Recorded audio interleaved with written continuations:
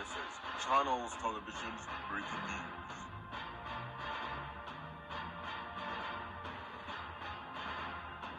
Good evening, this is Alexander Ireland with Monster News.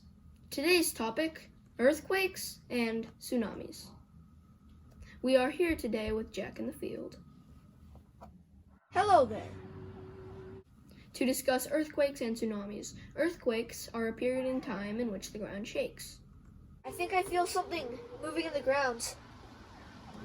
Nothing. Anyways, earthquakes move along the fault lines, right, Jack? That's right. Fault lines are where the tectonic plates rub together. This rubbing causes friction, which then makes the plates suddenly move, causing an earthquake. Correct. Right now, Jack is in Haiti studying the recent earthquakes there. The earthquake happened January 12, 2010 and took place right here in Haiti. The Haiti earthquake measured a 7.0 on the Richter scale and was at 25 kilometers west of the capital Port-au-Prince. Next up, we have tsunamis. That's right, Alex.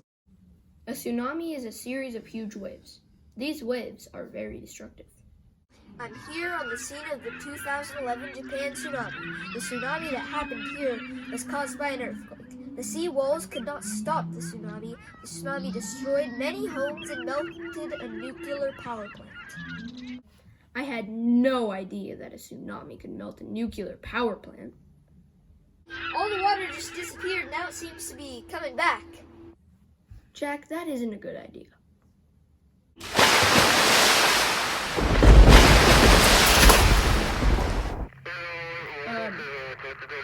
Jack, are you still with us? Can we go over to you for some safety tips? No! Well, that's all for today, folks. Over to you, Kimbo, with the weather report. Today there's going to be weather.